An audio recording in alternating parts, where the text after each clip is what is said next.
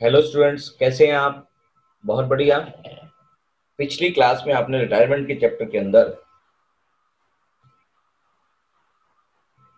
Revaluation account का topic कर लिया था। तो चलिए हम आज आगे चलते हैं। एडजस्टमेंट ऑफ रिजर्व्स या एक्यूमुलेटेड प्रॉफिट और लॉसेस, उनकी एडजस्टमेंट हम करते हैं। इसमें कोई बहुत ज्यादा टेक्निकल चीजें नई नहीं है। जैसा कि आपको मैंने पहले भी बताया था, रिटायरमेंट में बहुत सारी चीजें ऐसी हैं जो ऑलरेडी आप चेंज इन पीएसआर में और एडमिशन के टाइम पे कर चुके हैं। इसमें भी वैसा ही सब कुछ है कि अलग कुछ नहीं होगा। जैसे एंट्री आप एडमिशन में करते थे वैसे ही सेम एंट्री आपके सामने रिटायरमेंट के टाइम पर होगी। बस इसमें यहां पर ध्यान रखना है कि इसमें जो एंट्री करनी है वो इंक्लूडिंग रिटायरिंग पार्टनर के साथ करनी है। इंक्लूडिंग रिटायरिंग पार्टनर होना चाहिए। क्यों? क्योंकि जो एक्यूमुलेटेड लॉसेस या प्रॉफिट्स हैं उन पर रिटायरिंग पार्टनर का भी उतना ही हक है जितना एग्जिस्टिंग पार्टनर्स का। क्यों? क्योंकि वो भी उस समय वर्किंग में था। तो till the date of retirement जितने भी एक्यूमुलेटेड लॉसेस या प्रॉफिट्स होंगे किसी भी रूप में, किसी भी एंट्री के थ्रू, किसी भी हेड में पड़े होंगे, उन पर रिटायरिंग पार्टनर का भी उतना ही हक होता है। तो इसलिए उसको ट्रांसफर किए जाएंगे, चाहे वो प्रॉफिट्स हो चाहे वो लॉसेस हो। तो जैसा कि आपने जनरल एंट्री पहले भी समझी थी कि अगर आपके पास कोई जनरल रिजर्व, प्रॉफिट या इन्वेस्टमेंट फ्लक्चुएशन रिजर्व, किसी भी तरह का कोई रिजर्व पड़ा होता है या वर्कमैन कंपनसेशन रिजर्व, तो आप एंट्री क्या करते हैं? यानी कि आपके पास कोई भी नाम से रिजर्व पड़ा हो जो डिस्ट्रीब्यूटेबल हो, जनरल रिजर्व के रूप में कोई पैसा पड़ा हो, या profit and loss account liability side में आपके पास कुछ पड़ा हो जो प्रॉफिट को दिखाता है, और इन्वेस्टमेंट फ्लक्चुएशन रिजर्व,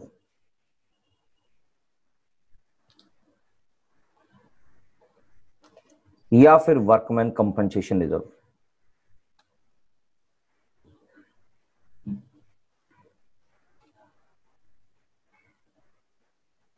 वो सारा का सारा पार्टनर्स कैपिटल अकाउंट में ट्रांसफर कर दिया जाएगा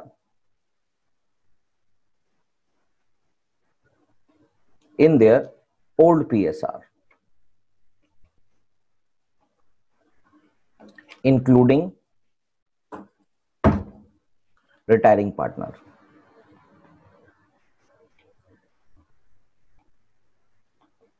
अब जैसा कि आपने एडमिशन के टाइम पे समझा था कि जनरल रिजर्व तो सारा बढ़ जाएगा, कोई दिक्कत नहीं है, मगर प्रॉफिट एंड लॉस अकाउंट भी सारा बढ़ जाएगा, और इन्वेस्टमेंट फ्लक्चुएशन रिजर्व में सिर्फ वो एक्सेस अमाउंट ही बटेगा जो आपकी मार्केट रेट को कवर करने के बाद जो एक्सेस अमाउंट रह जाता है। मान लीजिए इन्वेस्टमेंट की बुक वैल्यू 20,000 है और मार्केट रेट उसका 18,000 आ गया है, तो इसका मतलब 2,000 रिजर्व का पैसा इन्वेस्टमेंट में ट्रांसफर कर दिया जाएगा, और बाकी का, अगर वहां पर 10,000 इन्वेस्टमेंट रिजर्व है आपके पास, तो बाकी का 8,000 रुपीज पार्टनर्स के कैपिटल अकाउंट में ट्रांसफर कर दिया जाएगा। यानी कि एक्सेस अमाउंट होगा, जो एक्सेस अमाउंट होगा, यानी कि difference between the market price,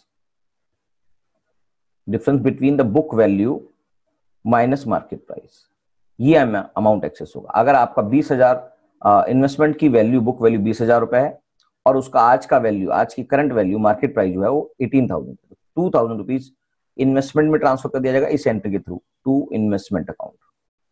क्या बात समझ में आ गई? यानी कि investment fluctuation reserve to investment account, ये एंट्री कर दी जाएगी। ये आपको यहाँ पर शो करने के लिए मैंने दिखाई है, ये आपको समझ में आ चुकी होगी। क्या मेरी बात समझ में आ गई? हाँ सर, समझ में आ गई है। तो बस इस तरह से आपको ये चीजें समझनी है कि हमने क्या चीजें की हैं, उसके बेसिस पर ही होगा। और वर्कमैन कंपनसेशन रिजर्व भी जितना एडजस्ट होगा कि अगर उसके अगेंस्ट में कोई क्लेम होगा तो हम उसको क्लेम में डाल देंगे टू वर्कमैन कंपनसेशन क्लेम, यानी कि अगर आपके पास वर्कमैन कंपनसेशन रिजर्व 10,000 पड़ा है, जिसमें से 4,000 क्लेम हो गया है, तो 4,000 यहां पर ट्रांसफर कर देंगे और बाकी का 6,000 पार्टनर्स के कैपिटल अकाउंट में इन their old profit sharing ratio बांट देंगे। क्या बात समझ में आ गई? तो ये भी मैं एंट्री यहां से हटा रहा हूं, ये आपको समझाने के लिए थी। तो ये बेसिक एंट्री यही है कि आपके पास जो भी प्रॉफिट्स के पार्ट पड़े होते हैं, जो भी प्रॉफिट्स किसी भी रूप में होता है, चाहे वो किसी भी रिजर्व के रूप में हो जो distributable, general reserve, P&L account, investment fluctuation reserve, workman compensation reserve, normally आपकी कोर्स में यही वाले 4 रिजर्व आते हैं और इनको हम पार्टनर्स के कैपिटल अकाउंट में ओल्ड रेशियो में बांट देते हैं, इंक्लूडिंग रिटायरिंग पार्टनर। ये स्पेसिफिक बात यहां पर समझने वाली बात है। क्या मेरी बात समझ में आ गई? ठीक है सर। जैसे हम प्रॉफिट्स बांट देते हैं वैसे ही हम लॉस भी बांट देंगे। जो लॉस होता है वो रिटायरिंग पार्टनर को डेबिट हो जाएगा, मतलब जो भी पार्टनर्स के कैपिटल अकाउंट है, पार्टनर्स कैपिटल अकाउंट को डेबिट कर दिया जाएगा, इंक्लूडिंग रिटायरिंग पार्टनर।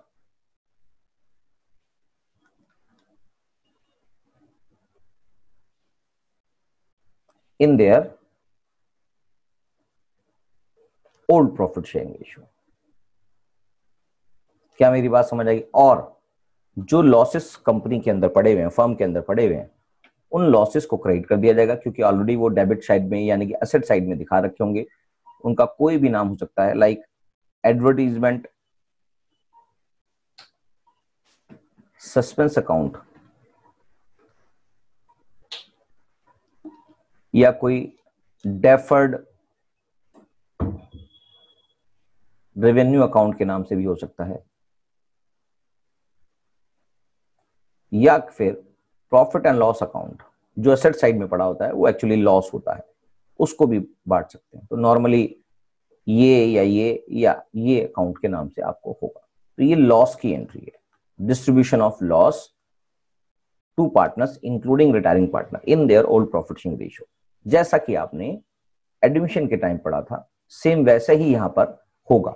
उसके साथ जो एडमिशन के टाइम पे हुआ था वो भी यहां पर यही। एडमिशन के टाइम पर एग्जिस्टिंग पार्टनर्स थे, इंक्लूडिंग न्यू पार्टनर नहीं था, क्योंकि उस समय वो था ही नहीं, तो कंपनी में उसका हिस्सा कैसे हो गया।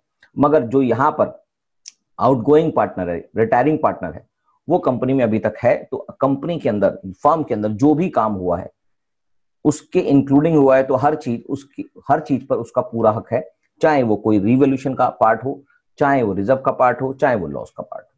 तो इस तरह से इन सारी एंट्रीज को हम कर लेते हैं। क्या मेरी बात समझ में आ गई है?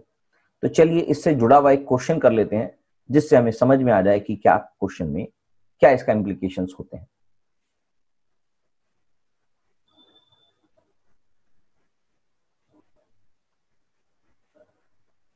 टीएस ग्रेवल सर की बुक का क्वेश्चन है, इलस्ट्रेशन नंबर 23।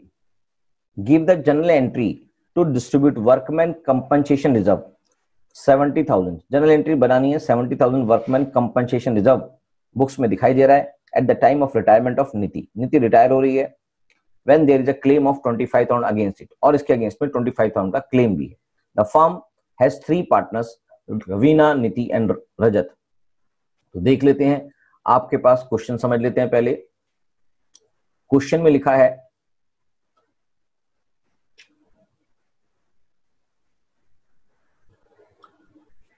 कि जो वर्कमैन कंपनसेशन रिजर्व है वो आपके पास अवेलेबल है 70,000 का, और वर्कमैन कंपनसेशन क्लेम हो गया है 25,000 का। 3 पार्टनर है, पार्टनर के नाम दोबारा से देख लेते हैं, रवीना, नीति और रजत। रवीना,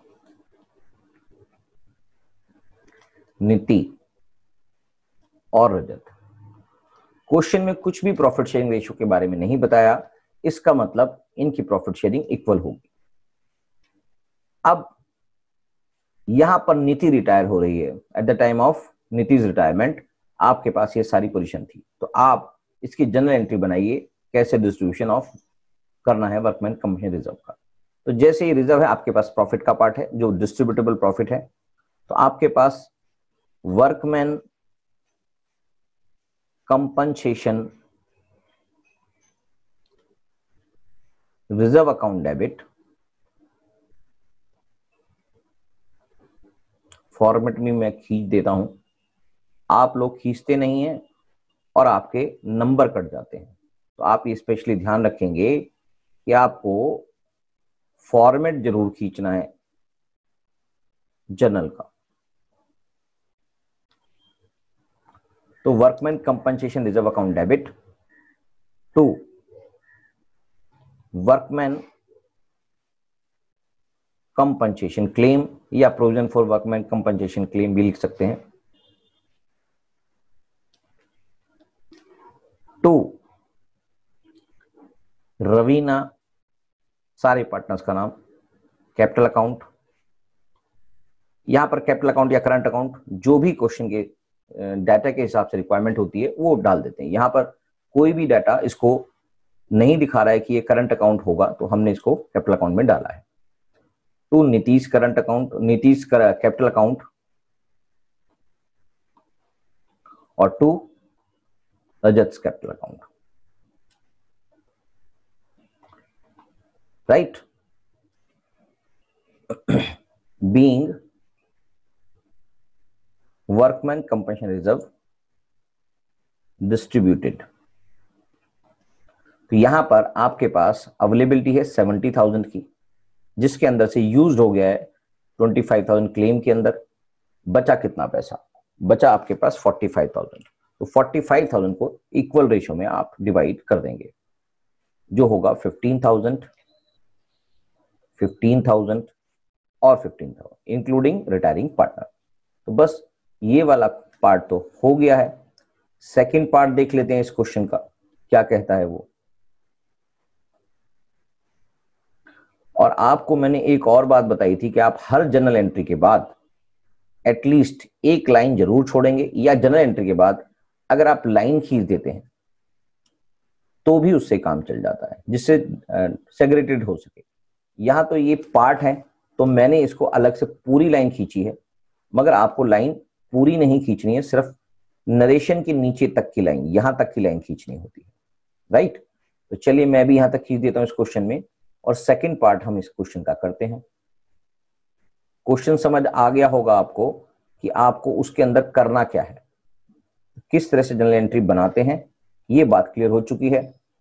तो आप नेक्स्ट क्वेश्चन देख लेते हैं। Give the journal entry to distribute workman compensation reserve of ₹60,000 at the time of retirement of Sajjan. Sajjan retire हो रहा है, 60,000 रुपए का वर्कमैन कंपनसेशन रिजर्व पड़ा है। When there is a no claim against it, the firm has 3 partners, Rajat, Sajjan and कविता। रजत, सज्जन और कविता कोई भी क्लेम नहीं है, नाम भूल जाते हैं इसलिए इसको लिख लेते हैं पहले। रजत, सज्जन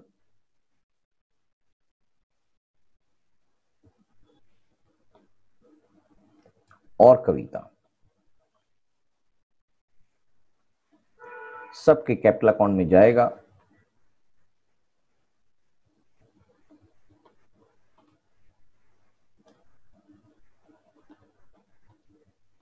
करेक्ट। तो ये आपके पास 3 पार्टनर्स हैं और आपके पास वर्कमैन कंपनसेशन रिजर्व के रूप में जो पैसा पड़ा है उसको आप डेबिट कर देंगे।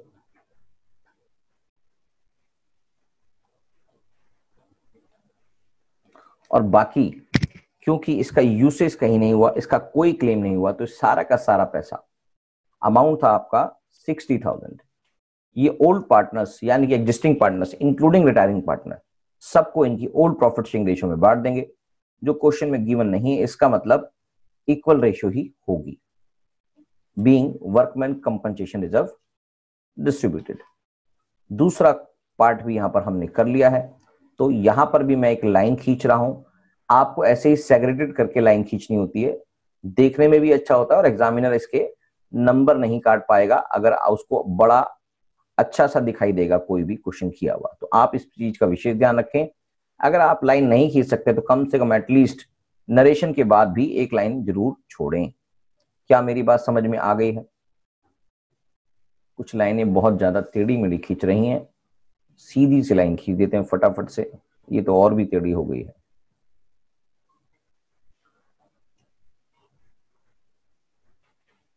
चलिए तीसरा पार्ट है क्वेश्चन का।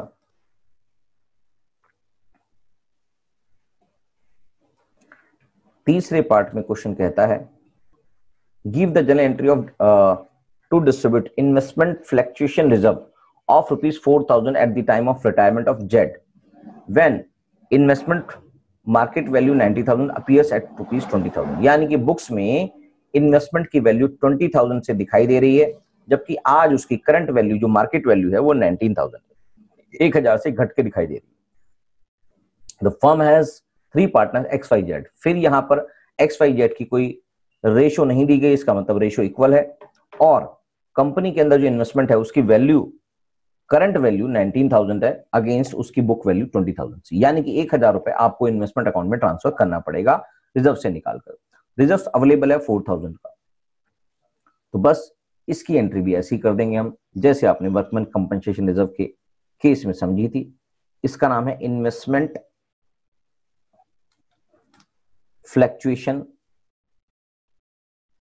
मैं इसका पूरा नाम इसलिए लिख रहा हूं, नहीं तो मैं IFR भी लिख सकता था, क्योंकि मेरे नंबर नहीं कटने, आपके नंबर जरूर कट जाएंगे अगर आप इसको ऐसे लिखोगे तो इसलिए आप इसका विशेष ध्यान रखें कि आपको फुल नेम लिखना है, शॉर्ट फॉर्म नहीं लिखनी। Investment fluctuation reserve debit to, कुछ पोर्शन इन्वेस्टमेंट में चला जाएगा इसका जो हमारे पास अवेलेबल था 4,000, और जिसमें से इन्वेस्टमेंट की वैल्यू 1,000 से रिड्यूस हो गई करंट मार्केट वैल्यू, तो उसको इन्वेस्टमेंट में ट्रांसफर कर देंगे, और बाकी सारा पैसा जो पार्टनर्स हैं उनकी ओल्ड रेशियो में ट्रांसफर कर देंगे, including retiring outgoing partner.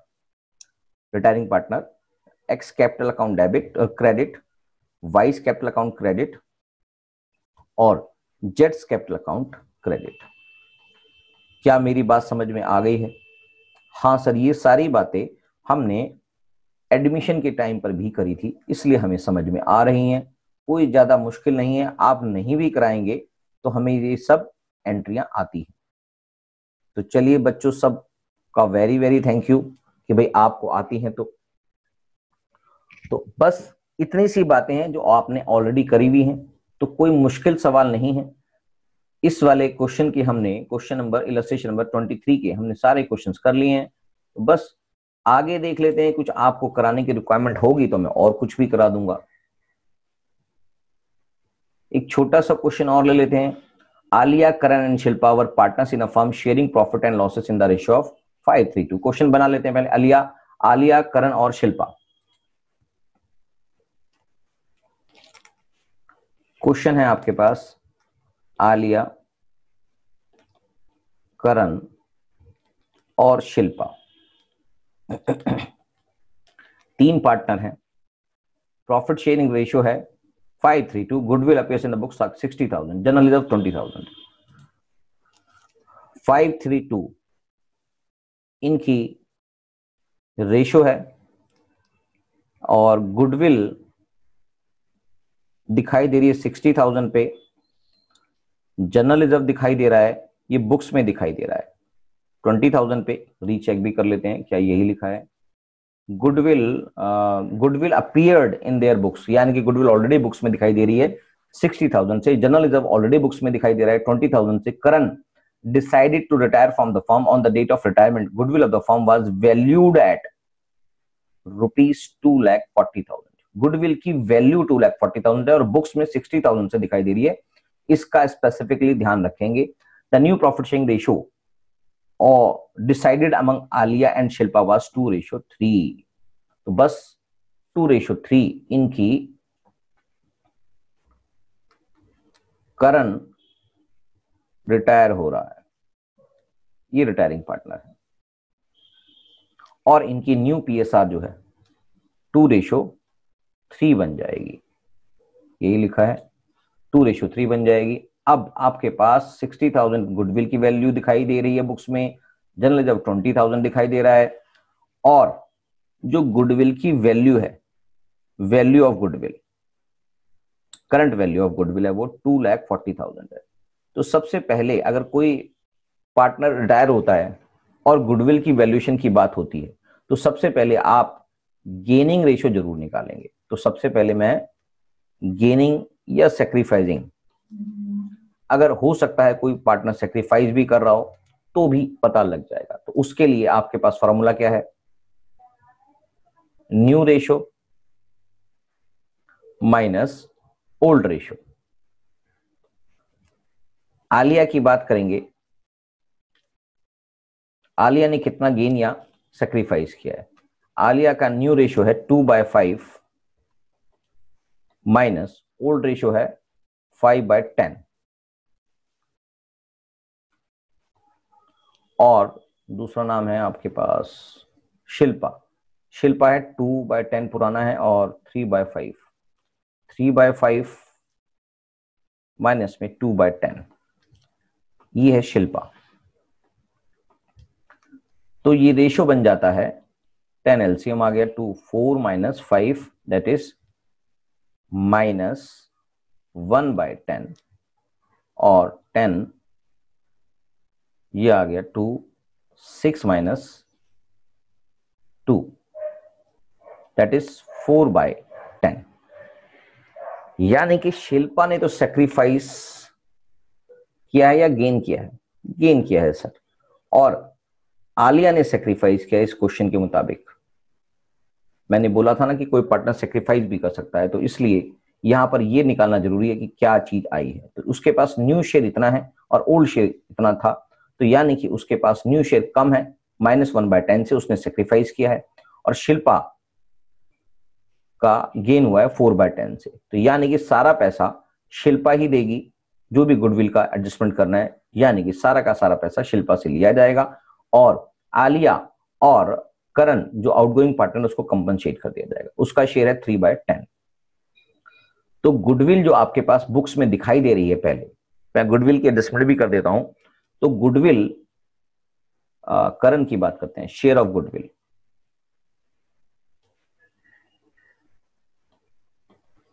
Goodwill का शेयर जो है करण का, वो है 3/10 ऑफ 2,40,000, करेक्ट। तो इसको आप काट देंगे तो आ जाएगा ये 72,000। 72,000 गुडविल का शेयर आ रहा है करण का, और उसने जो सेक्रीफाइस किया है, कौन है सेक्रीफाइस, आलिया। तो आलिया शेयर भी निकालना पड़ेगा, Alia share of goodwill, sacrifice share, वो होगा 1/10 ऑफ 2,40,000, यानी कि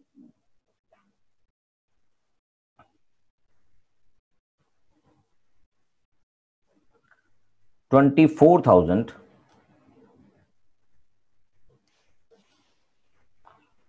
आप आलिया को भी देना पड़ेगा। तो करंट टोटल मिला के इन दोनों अमाउंट को लेके आएगा। तो एंट्री करनी पड़ेगी, सबसे पहले जो एग्जिस्टिंग गुडविल है उसको राइट ऑफ करना जरूरी है। फॉर्मेट बना दिया है, थोड़ा और नीचे तक बना देते हैं, और भी एंट्रियां करनी पड़ेंगी।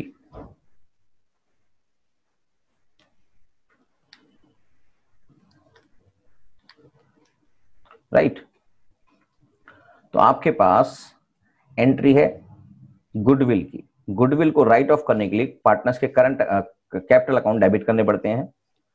आलियास capital account debit, Karan's capital account debit, और तीसरा नाम था Shilpa 532, Shilpa's current account, Shilpa's capital account debit. Right, 2 क्या चीज हम राइट ऑफ कर रहे हैं, गुडविल। एग्जिस्टिंग गुडविल जो बुक्स में दिखाई दे रही है उसको खत्म करना है, गुडविल अकाउंट। तो सबसे पहली एंट्री यही होगी, बीइंग गुडविल राइट ऑफ। तो गुडविल हमारे पास क्वेश्चन में दिखाई दे रही है 60,000 जो बुक्स में है, बुक्स में मतलब बैलेंस शीट में है, इसको खत्म करना पड़ेगा इन their old profit sharing ratio. 60,000 rupees को बांटना है आपको 532 में। तो एक बार देख लेते हैं 532 यानी कि 5/10 ऑफ 60,000, 30,000 रुपए इसको चला जाएगा।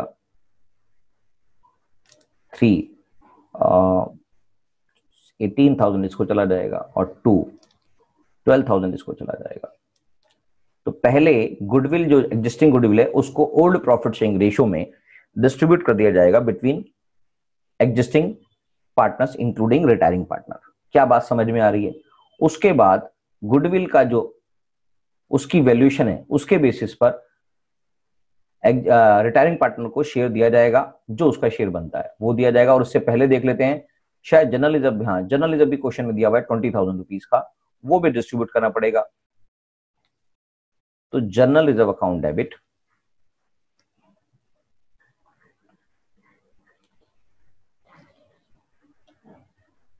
टू सारे पार्टनर्स को बांट दिया जाएगा। नाम है आलिया, टू करण और टू शिल्पा। सबके कैपिटल अकाउंट में ये पैसा ट्रांसफर कर दिया जाएगा। करेक्ट। तो अमाउंट था हमारे पास जनरल रिजर्व का 20,000।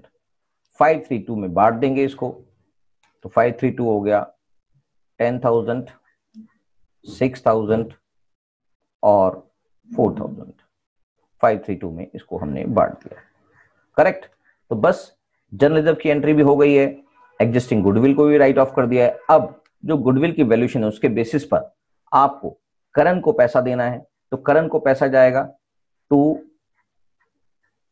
करंस जो पार्टनर रिटायर हुआ है, करंस कैपिटल अकाउंट, ये क्रेडिट होगा। और साथ में आएगा किससे पैसा? पैसा जिसको बेनिफिट हुआ है, जिसको गेन हुआ है उसको, उससे आएगा पैसा। तो गेन किसको हुआ है? शिल्पा को, तो शिल्पा सारा पैसा देगी। तो Shilpa's capital account, Shilpa's capital account debit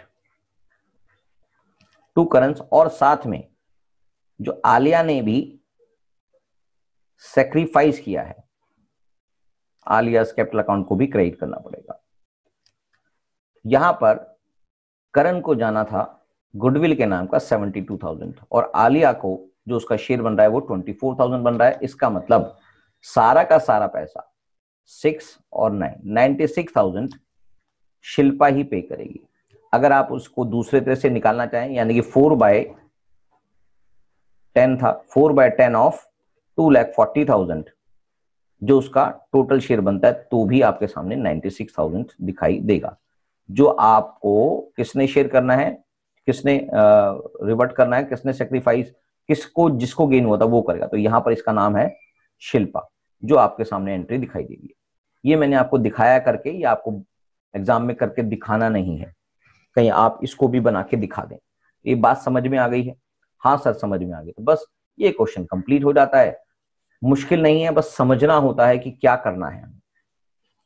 तो बस आपको ये क्वेश्चन अगर समझ में आ गया है तो ऐसे इनसे जुड़ी हुई कोई भी दिक्कत नहीं आएगी। बस आपको ये ध्यान रखना है, रिटायरिंग पार्टनर रिटायरमेंट की जब भी बात होगी तो आपको नॉर्मली हर क्वेश्चन में गेनिंग शेयर चाहिए, गेनिंग या सेक्रीफाइस जो भी क्वेश्चन में है। तो गेनिंग शेयर जब तक आप नहीं निकालेंगे क्वेश्चन आगे प्रोसीड नहीं कर सकता।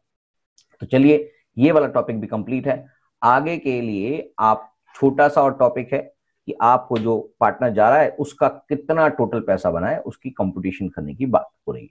तो उसका क्या करते हैं तो हम आगे अगली क्लास में समझेंगे। तब तक के लिए bye bye, ta-ta, thank you.